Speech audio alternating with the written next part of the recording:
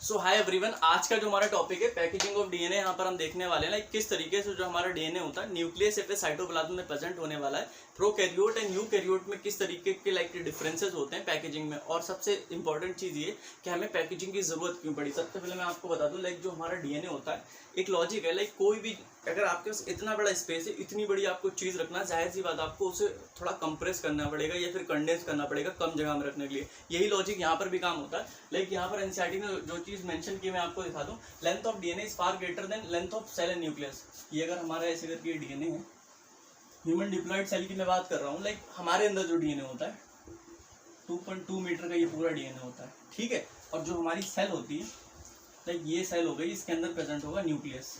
अब न्यूक्लियस का जो डायमीटर होता है वो होता है 10⁻⁶ मीटर, 10⁻⁻⁶ मीटर, जो कि 1 माइक्रोमीटर बना जाएगा, जिसको हम आंख से देख भी नहीं सकते। लाइक 2.2 मीटर का डीएनए हमें 1 माइक्रोमीटर के अंदर रखना है। शायद सी बात है, बड़ा सा डीएनए छोटे से स्पेस में रखना है, तो इसको हमें इस तरीके से कंप्रेस करना पड़ेगा या फिर कम जगह में लाना पड़ेगा, पैकेज करना पड़ेगा, ताकि कम जगह में हम इस चीज़ को रख सकें। इसीलिए हमें पैकेजिंग की ज़रूरत पड़ी, डीएनए को पैकेज करने की ज़रूरत पड़ी, क्योंकि इस फॉर्म में लाइक 2.2 मीटर की चीज़ को हम 10⁻⁻⁶ मीटर या फिर 1 माइक्रोमीटर कि स्पेस में हम नहीं रख सकते, इसलिए हमें पैकेजिंग की जरूरत पड़ी यहाँ पर। तो ये लाइन क्लियर हो गई। लाइक ह्यूमन सेल के बारे में बात कर रहे हैं, 3.6 जो बेस पेयर्स होते हैं। लाइक आप खुद भी ये चीज़ कैलकुलेट कर सकते हैं, इजी है। लेंथ ऑफ डीएनए निकालने का एक फॉर्मूला होता है, बेस पेयर इंटू 0.34 नैनोमीटर। ये जब मैंने आपको डीएनए डबल हेलिक्स मॉडल पढ़ाया था तो मैं आपको ये चीज़ बताई थी, adenine, thymine, guanine and cytosine, these are 2 base pairs. ये एक बेस पेयर है, ये एक बेस पेयर है, आप ऐसे देख सकते हैं, और ये अलग बेस पेयर है, ये दोनों बेस पेयर्स हैं, ठीक है। इनके बीच की जो दूरी होती है 0.34 नैनोमीटर। टोटल जितने भी बेस पेयर्स होते हैं, लाइक एक बेस पेयर की दूरी अगर 0.34 नैनोमीटर है तो जितने उनसे मल्टीप्लाई कर दो, जाहिर सी बात है। तो टोटल बेस पेयर्स कितने होते हैं? 6.6 into 10⁻⁹ base pair into 0.34 nanometre. अब हमें पता है नैनोमीटर में कितना होता है, लाइक नैनोमीटर में होता है 10⁻⁹ मीटर, ठीक है, 10⁻⁹ मीटर माइनस 9 मीटर। तो अब क्या हुआ, लाइक ये इससे ये कैंसिल हो गया। अब ये जब इसकी और इसकी मल्टीप्लाई करेंगे 2.2 मीटर आ जाएगा यहाँ पर। सो जो हमारा ह्यूमन डिप्लॉयड सेल का जो डीएनए होता है 2.2 मीटर का होता है। इसी तरीके से लाइक डिप्लॉयड का 2.2 मीटर। अगर सिर्फ और सिर्फ हैप्लॉइड की बात करते हैं 1.1 मीटर का होता है। नीट में ये चीज़ क्वेश्चन में पूछ चुके हैं, लाइक हमारा हैप्लॉइड सेल का डीएनए कितना होता है? 2.2 मीटर नहीं होता है, 1.1 मीटर होता है। लोग कंफ्यूज भी हो गए, क्योंकि एनसीईआरटी के अंदर जो चीज़ दे रखी है वो 2.2 मीटर मेंशन कर रखी है, 1.1 मीटर कभी नहीं मेंशन कर रखी। मेरी राइटिंग थोड़ी गंदी है, इतनी अच्छी नहीं है, तो ये मैं आपके लिए ट्राई कर रहा हूँ अच्छे से अच्छा लिखने का। बस आपको चीज़ें समझ में आ रही हैं, यही मतलब पर्पज़ है मेरा, वरना कोई मुझे यहाँ राइटिंग नहीं दिखाना आपको। अब उसके बाद मैं आपको बताने वाला हूँ लाइक न्यूक्लियस होता है। मैं आपको पहले ही बता चुका हूँ, न्यूक्लियस की आप देख सकते हैं जो स्पेस डायमीटर होता है 10⁻⁻�6 मीटर, यानी कि 1 माइक्रोमीटर का हमारा न्यूक्लियस होता है। जबकि लेंथ ऑफ डीएनए आप देख सकते हैं यहाँ पर 2.2 मीटर होती है, हैप्लॉइड की 1.1 मीटर। 2.2 मीटर का जो डीएनए, लाइक इतना लंबा डीएनए इतने छोटे से स्पेस में जो हम आंखों से देख भी नहीं सकते, तो जाहिर सी बात है हमें डीएनए को कंप्रेस करना पड़ेगा या फिर पास में लाना पड़ेगा, थोड़ा छोटा करना पड़ेगा। इस तरीके से हमें पैकेजिंग करना with the help of some protein. यहाँ पर बेसिक प्रोटीन्स का कुछ हेल्प लेने वाले, प्रोकैरियोट में भी यूकैरियोट में भी, ताकि हम इसको कंप्रेस या फिर कंडेंस कर सकें, कम से कम जगह में रख सकें लाकर। तो आइए हम देख लेते हैं कि लाइक किस तरीके से मैंने यहाँ पर थ्योरी लिख रखी है। वी नीड टू कंडेंस या फिर compress DNA, length of diploid human cell DNA, इतनी डीएनए की लेंथ होती है, ओके। जबकि हमारा 10⁻⁻�6 मीटर का न्यूक्लियस होता है, तो जाहिर सी बात है बहुत छोटी जगह में हमें बहुत बड़ा डीएनए रखना है, इसलिए हमें पैकेजिंग की जरूरत पड़ती है। अब हम पढ़ने वाले पैकेजिंग इन प्रोकैरियोट्स। आप ये देख सकते हैं, पहले मैं आपको पैकेजिंग इन प्रोकैरियोट बताने वाला हूँ, फिर उसके बाद यूकैरियोट में देख लेंगे। लाइक इसकी थोड़ी सिंपल या फिर बेसिक होती है, मैं आपको ये बता दूँ। ये क्या है, लाइक मेरे पास अगर ई कोलाई है, ओके, ई कोलाई एक प्रिमिटिव सेल है, या फिर मैं कह सकता हूँ ये प्रोकैरियोट होता है। ई कोलाई एक बैक्टीरिया है, इसके अंदर क्या हमें मालूम, प्रोकैरियोट के अंदर कभी भी न्यूक्लियस प्रेजेंट नहीं होता है। लाइक हमारे माइंड में क्या आएगा, जो हमारा डीएनए होगा वो इस तरीके से प्रेजेंट होगा, स्केटर्ड फॉर्म में, कैसे ही पड़ा हुआ है रैंडमली साइटोप्लाज्म के अंदर। लाइक अगर ये साइटोप्लाज्म है, ठीक है, बट ऐसा नहीं होता। होता क्या एक्चुअली, आप ये देख सकते हैं, अगर ये हमारा ई कोलाई सेल है, ठीक है, तो इसके अंदर क्या होगा, ऐसे लार्ज लूप्स फॉर्म होते हैं, large loops, with the help of some basic, कुछ प्रोटीन्स जो होते हैं इन लूप्स को बनाने में लाइक रिस्पॉन्सिबल होते हैं, वही एक जगह पर लाकर इकट्ठा कर देते हैं। This region is called nucleoid, या फिर ये जो इसके एक जगह पर इकट्ठा डीएनए हो रखा है इसको भी न्यूक्लियोइड कहते हैं। तो इस तरीके से प्रोकैरियोट्स के अंदर जो हमारा डीएनए होता है पैकेज्ड फॉर्म में प्रेजेंट होता है। ऐसा नहीं होता लाइक यूकोलाई सेल है अगर प्रोकैरियोट, इसके अंदर रैंडमली साइटोप्लाज्म में एक चीज पड़ी हुई है, नहीं, इस तरीके से प्रेजेंट होता है कि अरेंज्ड होता है, कॉम्प्रेस हो रखा होता है या फिर कंडेंस हो रखा होता है। तो अब हम देखने वाले हैं इक्वलाई के अंदर इस तरीके से आप लेंथ जो है इसकी भी निकाल सकते हैं। लाइक 4.6 × 10⁻⁶ बेस पेयर अगर प्रेजेंट है तो जो लेंथ आएगी यहाँ पर इक्वलाई के केस में 1.6 मीटर की mm की आएगी, जबकि न्यूक्लियस तो इसके अंदर होता ही नहीं है। फिर भी सेल की लेंथ से डीएनए ज्यादा बड़ा है, इसलिए हमें एक जगह पर लाकर रखना पड़ेगा। In prokaryotes also DNA is present in packaged form. ऐसा नहीं, मैंने आपको बोला ऐसा नहीं कि स्केटर्ड फॉर्म में पड़ा कि लाइक हमारे पास सेल है डीएनए इसके अंदर ऐसे स्ट्रेट लाइन में फिर थ्रेड के फॉर्म में पड़ा हो, नहीं, पैकेजिंग यहाँ पर भी करना पड़ेगी। Form of scatter form, it is package with the help of some protein. और यहाँ पर क्या है लाइक यूकैरियोट जब मैं आपको पढ़ाऊंगा ना वहाँ पर मैं आपको दिखाऊंगा किस तरीके से हिस्टोन प्रोटीन, हिस्टोन ऑप्टिमर फॉर्म होगा, फिर उसके अराउंड जो होगा हमारा डीएनए रैप करेगा। लेकिन यहाँ पर हिस्टोन प्रोटीन नहीं है प्रोटीन बेसिक ही। बेसिक होने का ये एक फायदा है, लाइक ये अगर मेरे पास कोई बेसिक चीज़ है तो उस पर बेसिक चीज़ पे क्या होता है पॉजिटिव चार्ज प्रेजेंट होता है। अब जो हमारा डीएनए होता है नेगेटिव होता है, इजीली रैप कर जाएगा या फिर उसके स्केटर फॉर्म में आ जाएगा। दोनों के बीच में क्या होता है एफिनिटी अच्छी बनेगी, अट्रैक्शन। अब क्या होता है तो इसलिए यहाँ पर ये पॉजिटिव प्रोटीन्स होते हैं जिसके अराउंड जो होगा हमारा डीएनए रैप कर जाए या फिर स्केटर्ड फॉर्म कंप्रेस फॉर्म में आ सके। सच package DNA is called nucleoid. मैं आपको ये चीज़ बता चुका हूँ कि जो यहाँ पर डीएनए प्रेजेंट है इसे न्यूक्लियोइड कहते हैं। अब हम यूकैरियोट्स का देखने वाले हैं। ओके, जैसा कि हमने पैकेजिंग इन प्रोकैरियोट्स देख ली, अब हम यूकैरियोट में पैकेजिंग देखने वाले हैं। प्रोकैरियोट के केस में थोड़ी सिंपल थी, यहाँ पर थोड़ा कॉम्प्लेक्स है, पर मैं बहुत ही ज़्यादा चीज़ों को तोड़कर या फिर कॉम्प्लेक्स को बहुत ही ईजी करके आपको चीज़ों को समझाने वाला हूँ। पैकेजिंग यूकैरियोट्स आपको बिल्कुल मास्टर हो जाने वाली, बस मेरे साथ आप बने रहें। लाइक प्रोकैरियोट के केस में देख लेते हैं क्या होता है। लाइक ऐसे इस तरीके से जो यूकोलाई को हमने कंसिडर किया था, यूकोलाई हमारी प्रेजेंट थी। ओके, इसके अंदर भी क्या था हमारा जो जेनेटिक मटेरियल था डीएनए वो लॉर्ज लूज फॉर्म करता था with the help of some basic proteins. ऐसा नहीं था कि अगर आपको लगता हो कि पहले हम क्या सोचते थे लाइक हमारा जो जेनेटिक मटेरियल है यूकोलाई के अंदर स्केटर्ड फॉर्म में प्रेजेंट हो, इस तरीके से नहीं। यहाँ पर भी हालांकि यहाँ पर न्यूक्लियस एब्सेंट होता है, फिर भी इस तरीके से हमारा जो जेनेटिक मटेरियल होता है लार्ज लूप्स बनाता है इन केस ऑफ प्रोकैरियोट्स। अब हम यूकैरियोट्स के अंदर देखेंगे, यहाँ पर होने वाली है रियल पैकेजिंग। तो सबसे पहले हम देख लेते हैं packaging eukaryotes, DNA packaging varying phases. यहाँ पर क्या होता है नीड के अकॉर्डिंग हमारी पैकेजिंग होती है, कहाँ पर कितनी ज़रूरत है, तो उस हिसाब से हमारा जो डीएनए होता है वो कंडेंस होता है। तो सबसे पहले मैं आपको बता दूँ, आप ऐसे देख सकते हो कि हमारा डीएनए है, फिर डीएनए कंडेंस हुआ, ओके, पैकेज हुआ और ज़्यादा कंडेंस हुआ, and now most condense form. Most condense form is called chromosome, is the most condense form. ठीक है, तो आप देख सकते हैं अगर ये डीएनए है, फिर ये आया chromatin, now this is chromosome. ठीक है, अब ये डीएनए क्रोमेटिन एंड क्रोमोसोम। अब क्रोमेटिन में भी दो पार्ट होते हैं, euchromatin and then हेटेरोक्रोमेटिन।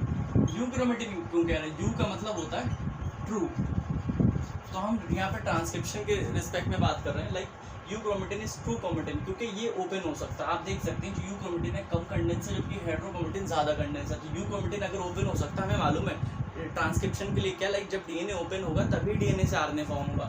Easily euchromatin खुल जाता है, इसलिए यहाँ पर इसकी ट्रांसक्रिप्शन हो जाती है, डीएनए से आरएनए बन जाता है। That's why the euchromatin is transcriptionally active. आप ये देख सकते हैं मैंने ये मेंशन किया, यूक्रोमेटिन इज ट्रांसक्रिप्शनली एक्टिव, जबकि जो हेटेरोक्रोमेटिन होता है वो ट्रांसक्रिप्शनली इनएक्टिव होता है, यहाँ पर मेंशन मैंने किया। ठीक है, अब मैं आपको दिखाने वाला हूँ वेरिंग इन फेजेस की बात ये कर रहे हैं। लाइक यहाँ पे लिखा है फेज में मोस्ट कंडेंस फॉर्म प्रेजेंट होती है जो कि क्रोमोसोम। हमारा क्रोमोसोम हमेशा मोस्ट कंडेंस फॉर्म होती है, हमेशा एम फेज में प्रेजेंट होता है। एम फेज हमेशा डिवीजन फेज भी कहलाता है हमारा। आप इस तरीके से देखते हैं, general cell cycle and cell division पढ़ा, कोई बात नहीं भी पढ़ा है तो बस आप चीज़ों को रिलेट कर लें। M phase G1 S and G2।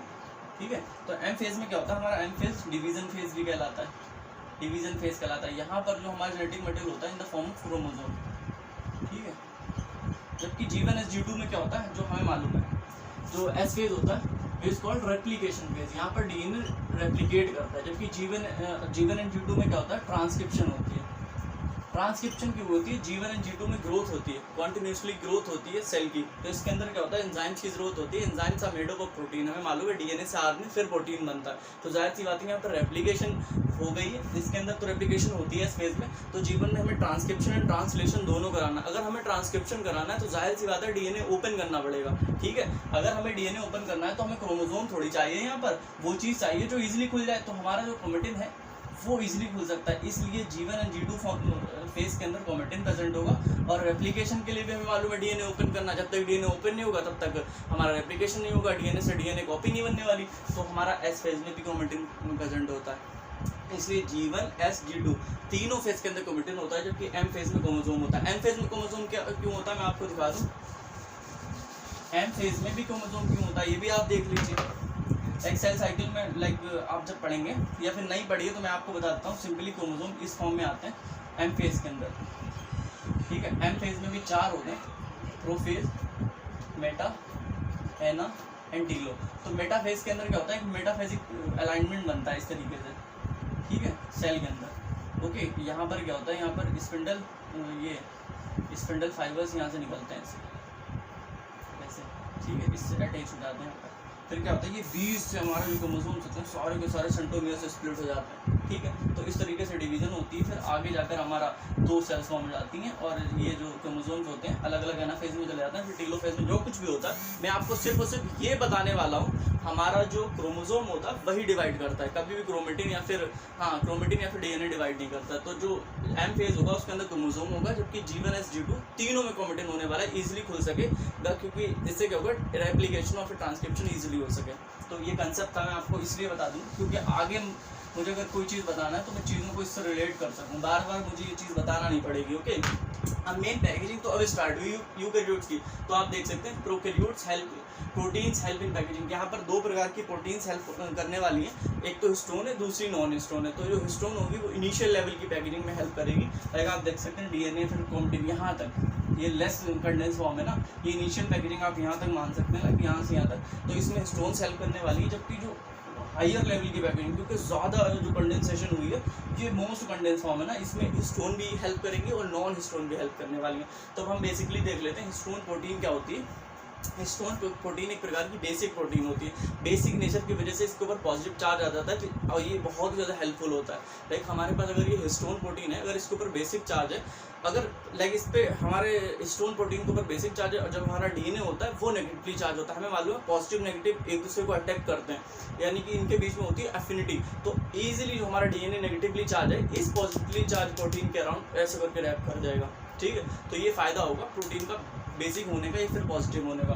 और ये बेसिक क्यों होते हैं, क्योंकि यहाँ पर लाइसिन एंड आर्जिनिन जो होते हैं बेसिक अमाइनो एसिड प्रेजेंट होते हैं। हमारा जो प्रोटीन होता है ऐसे एक लॉन्ग पॉलीमर होता है अमाइनो एसिड का, कई अमाइनो एसिड मिलकर एक प्रोटीन बनाते हैं। तो इसी तरीके से यहाँ लाइसिन एंड अर्जिनिन प्रेजेंट है इस हिस्टोन्स के अंदर, जो कि बेसिक हैं। इसी वजह से इस हिस्टोन प्रोटीन के ऊपर पॉजिटिव या फिर बेसिक नेचर आता है, ठीक है।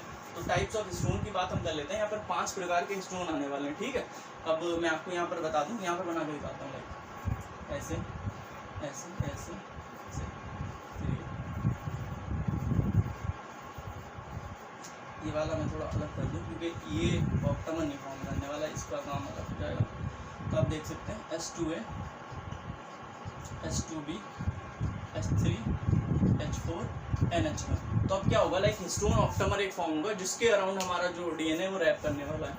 तो आप इस तरीके से देख सकते हैं ऊपर के जो 4 हैं वो अपनी कॉपी बना लेते हैं, उनकी वो डबल प्रेजेंट होता है, ठीक है। ये इस तरीके से डबल प्रेजेंट होता है, जबकि हमारा जो H1 होता है वो यहाँ पर नहीं हेल्प करने वाला। तो आप इस तरीके से देख सकते हैं S2A, S2B, S3, NH4। ये आप देख सकते हैं एक ऑप्टिमर बन गया यहाँ, ठीक है। ये ऑप्टिमर बन गया। अब यहाँ पर से H1 को हटा देता हूँ। मैं सिर्फ और सिर्फ समझाने वाला था कि 5 प्रकार के यहाँ पे स्टोन प्रेजेंट है। तो ये क्या लाइक ऊपर के जो 4 होते हैं उनको डबल प्रेजेंट होते हैं, इस तरीके से स्टोन ऑप्टिमर बना लेते हैं, ठीक है। अब इसके अराउंड हमारा डीएनए रैप करने वाला, लाइक आप छोटे छोटा देख सकते हैं। यहाँ पर मैंने ये जो इस तरीके से सिलिंड्रिकल फॉर्म में बनाया ना, ये स्टोन ऑप्टिमर है। इस तरीके से कि 4 प्रकार के जो हमारे यहाँ पर स्टोन प्रेजेंट है उनकी डबल प्रेजेंट है, S2A का डबल, S2B का डबल। तो इस तरीके से स्टोन ऑप्टिमर इसके अराउंड जो H1 हमारा आने वाला है, मैंने अभी H1 लिखा था, सिर्फ और सिर्फ सीलिंग का काम करेगा, ठीक है। अभी मैं बताऊँगा सीलिंग होती है। तो ये मैंने आपको बता दिया कि 5 प्रकार के होते हैं, out of which if we keep copies of H2A, initially जो 4 लिखे हुए इनकी अगर हम कॉपी लेते हैं तो हिस्टोन ऑक्टेमर फॉर्म करते हैं। इस तरीके से मैंने जो 4 लिए उनकी कॉपी ले ली यहाँ पर, तो एक सिलिंड्रिकल फॉर्म में ये हिस्टोन ऑक्टेमर बन गया। ठीक है, अब ये 8 स्टोन्स हैं जिनका 4 टाइप लिया तब जाकर ये हिस्टोन ऑक्टेमर फॉर्म हुआ। अब मैं आपको दिखाता हूँ किस तरीके से यहाँ पर पैकेजिंग हो रखी है। आई होप आपको चीज़ें समझ में आती होंगी, कोई ज़्यादा इतनी कठिन नहीं, पैकेजिंग पर इंटरेस्टिंग टॉपिक है। ओके, यहाँ पर आप देख सकते हैं किस तरीके से हमारा जो DNA है, लाइक इस तरीके से DNA। अब ये लेवल ऑफ पैकेजिंग हटा देता हूँ खाली में जगह के लिए। आई होप आपको ये चीज़ बहुत अच्छे से समझ में आई होगी। लेवल ऑफ पैकेजिंग ये हमारा इस तरीके से अगर हम स्टोन ऑक्टेमर बनाते हैं,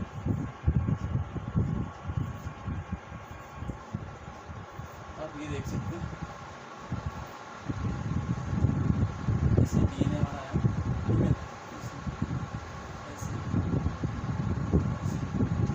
ये पूरा ऐसे रहता है, डबल है, डबल स्टैंडर्ड DNA, आप ये देख सकते हैं मिली DNA है, ठीक है। और ये जो है स्टोन ऑक्टेमर, इसके अराउंड अब ये टर्म्स याद रखें, डायरेक्ट पूछे जाते हैं रिक्रूटमेंट के अंदर। तो क्या है, मैं आपको ये बता दूं जो DNA रैप किया है, अगर ये हमारा इस तरीके से अगर ये स्टोन ऑक्टेमर है तो यहाँ पर 200 बेस पेयर्स ऑफ, लाइक हमारे पास DNA में बहुत ज़्यादा बेस पेयर होते हैं। एक DNA के अंदर अभी हमने देखा 6.6 × 10⁹ बेस पेयर होते हैं, तो एक ऑक्टेमर के अराउंड लगभग 200 बेस पेयर अराउंड होते हैं यहाँ से। और ये क्या होता है 1.75 टन। मेरे पास एक वायर है, मैं आपको ऐसे समझा देता हूँ, लाइक आप देख सकते हैं इस तरीके से, ऐसे यहाँ पर एक आ गया, फिर कुछ दूरी पे दूसरा आ गया। तो ये अगर यहाँ पर एक स्टोन ऑक्टेमर है, इस पर आप देख सकते हैं किस तरीके से यहाँ पर DNA ने रैप किया, फिर उसके बाद और आ गया। तो 200 बेस पेयर यहाँ पर जितनी रैपिंग हुई, यहाँ पर लगभग 1.75 टन होता है जो कि रैप होता है। आप इस तरीके से देख सकते हैं, अगर मैंने यहाँ से स्टार्ट किया तो यहाँ पर आया तो 1 टन हो गया, फिर यहाँ पर 1.75 टन होगा, फिर जो अगर इसके पीछे जाएगा तो 1.5 हो गया, फिर यहाँ पर 1.75। अगर पीछे मैं पूरा इसको ऐसे करके मोड़ दूँ तो ये 2 टन हो जाएगा। लेकिन यहाँ पर क्या होता है, लाइक इतना होता है, सिर्फ इतना, यहाँ पर जाके इधर आ जाता है। फिर यहाँ पर दूसरा जो हमारा स्टोन ऑक्टेमर होता है उसके अराउंड 200 बेस पर रैप हो जाता है। मेनली मैं इस तरीके से इसलिए समझा रहा हूँ, आपके दिमाग में ये चीज़ छप जाए, फिर समझ में आ जाए आपको किस तरीके से पैकेजिंग होती है। कोई इतनी ज़्यादा कठिन नहीं है, तो इस तरीके से हमारी पैकेजिंग होती है। तो यहाँ पर जितना DNA ये आप देख सकते हैं रैप हो रखा है, ये 200 बेस पेयर होता है अराउंड, जो कि 1.75। 1 टन आप क्या बोलेंगे, 1 टन आप इसी को तो बोलेंगे। लाइक मैंने यहाँ पर हाथ लगा रखा है अपना, यहाँ पर ये हाथ लगा रखा है, इसके अराउंड फिर से यहाँ पर आ गया। तो यहाँ पर 200 बेस पेयर अराउंड, लाइक हमारा जो स्टोन ऑक्टेमर होता है उसके अराउंड रैप करते हैं, जो कि 1.75 टन बनता है जाकर। ठीक है, जब हम इसको क्या करते हैं, लाइक इलेक्ट्रॉन माइक्रोस्कोप पर पूरा स्ट्रक्चर देखते हैं, तो बीट्स ऑन स्ट्रिंग, आपने देखा होगा मोतियों की माला, एक धागा होता है उस पर मोती होते हैं, तो this is called beads on string structure. इस तरीके से ये इलेक्ट्रॉन माइक्रोस्कोप पर दिखाई देता है। और यहाँ पर H1 की सीलिंग क्या होती है मैं आपको बता दूँ। लाइक यहाँ पर ये अगर हमारा स्टोन ऑक्टेमर प्रेजेंट है, कोई ले लीजिए, बस समझना जो है ये क्या, ये DNA रैप किया 1.75 टन, फिर डबल स्टैंडर्ड होगा। ओके, आप समझ लें बस चीज़ों को यहाँ पर, ताकि ये चीज़ खुल ना जाए, फिर लूज ना हो जाए। यहाँ पर सीलिंग हो रखी होती है H1 प्रोटीन की, तो this is H1, this is H1। तो इस तरीके से H1 काम करता है, जबकि हमारे जो बाकी के H2A, H2B, H3, H4 क्या होते हैं, उनकी कॉपी फॉर्म होती है। 8 स्टोन जो हो जाते हैं 4 प्रकार के, वो एक स्टोन ऑक्टेमर बना लेते हैं। इसके अराउंड हमारा DNA रैप कर जाता है, विच इज़ नेगेटिवली चार्ज, जबकि स्टोन ऑक्टेमर होता है विच इज़ पॉजिटिवली चार्ज। और बाकी का जो H1 होता है सीलिंग में हेल्प करता है। ये PYQ में पूछा जा चुका है, आप इस चीज़ को याद रखें। ठीक है, अब क्या हमें यूक्रोमेटिन, और यहाँ पर जो लिख रखा है stone octamer help in initial packaging, मैं आपको पहले ही बता चुका था। जो स्टोन ऑक्टेमर है वो इनिशियल पैकेजिंग DNA से क्रोमेटिन तक के हेल्प करता है। फिर उसके बाद क्रोमोसोम में भी होता है। जो स्टोन ऑक्टेमर होगा throughout genetic material present होगा while we are doing the condensation of genetic material. जबकि हमारा जो नॉन हिस्टोन प्रोटीन होता है वो हाई लेवल ऑफ पैकेजिंग, जो क्रोमोसोम होता है उसमें हिस्टोन भी होगा, नॉन हिस्टोन भी होगा, क्योंकि वहाँ पर हाई लेवल की पैकेजिंग है। हिस्टोन तो करेगा, लेकिन वहाँ पर एक एक्स्ट्रा प्रोटीन की भी जरूरत पड़ती है, जो कि नॉन हिस्टोन होती है यहाँ पर। अब यूक्रोमेटिन एंड हेट्रोक्रोमेटिन देख लेते हैं। यहाँ पर क्या होता है, यूक्रोमेटिन हमारा लेस कंडेंस होता है, जबकि हेट्रोक्रोमेटिन मोर कंडेंस होता है। मैं आपको अभी बता चुका था, इस तरीके से मैंने आपको बताया था। फिर हमारा क्रोमोसोम आ जाएगा ऐसे यहाँ पर। आई होप आपको चीज़ें समझ में आई होंगी। पर्पस भी यही है, ये क्रोमेटिन है, तो यूक्रोमेटिन इधर वाला पार्ट होता है जबकि हेट्रो आगे वाला होता है, ठीक है। तो लेस कंडेंस क्या होता है, यूक्रोमेटिन लेस कंडेंस होता है जबकि आगे वाला ज़्यादा कंडेंस होता है। हमें मालूम है ट्रांसक्रिप्शन के लिए एक नीड होती है कि जो डीएनए ईजिली ओपन हो सके तो उसकी ट्रांसक्रिप्शन अच्छे से हो जाएगी, और उसी की ट्रांसक्रिप्शन होती है जो यूक्रोमेटिन होता है which is called true chromatin, तो ये खुल जाता है, इसकी ट्रांसक्रिप्शन हो जाती है। जबकि हेट्रोक्रोमेटिन जो होता है वो खुलता नहीं, इसलिए इसकी ट्रांसक्रिप्शन नहीं होती, डीएनए से आरएनए नहीं बनता। या फिर इसे कहते हैं आप नॉन कोडिंग पार्ट होता होगा, जिससे कि आरएनए में इसकी जरूरत ही नहीं होती होगी जीन एक्सप्रेशन में, तो फिर ये ट्रांसक्राइब करता नहीं। ट्रांसक्रिप्शनली एक्टिव हमारा यूक्रोमेटिन होता है, जबकि हेट्रोक्रोमेटिन हमारा ट्रांसक्रिप्शनली इनएक्टिव होता है। लाइट स्टेन डार्क स्टेन के बारे में क्या कहना है, लाइक हमें मालूम है जो चीज़ लूज है उसमें अगर आप डाई डालते हैं या फिर कोई स्टेन डालते हैं वो इतनी एब्जॉर्ब नहीं करती, अपने अंदर सूखती नहीं है। सो ये जो हमें दिखाई देती है लाइट स्टेन दिखता है। जबकि हेट्रोक्रोमेटिन होता है कोई चीज़ बहुत ज़्यादा कंप्रेस है, कंडेंस है, उसमें जब आप डाई डालते हैं या फिर किसी तरीके का कोई भी कलर डालते हैं वो एब्जॉर्ब कर लेता है अपने अंदर, बहुत ज़्यादा डार्क दिखता है। So this is the packaging eukaryotes and prokaryote की मैं आपको पहले ही बता चुका हूँ। सो ये पूरा लेक्चर था। आई होप आपको डीएनए की पैकेजिंग में बहुत मज़ा आया होगा, इंटरेस्ट के साथ आपने पढ़ा होगा। सो अपने फ्रेंड्स के साथ ज़्यादा से ज़्यादा इस लेक्चर को शेयर करें। आई होप आपको बहुत अच्छे से समझ में आता होगा। कमेंट में ज़रूर बताएं कि नेक्स्ट लेक्चर या फिर नेक्स्ट टॉपिक पर कौन सा वीडियो चाहते हैं, ठीक है। और सब्सक्राइब करें मेरे वीडियो को, लाइक एंड शेयर ज़रूर करें। Thank you guys.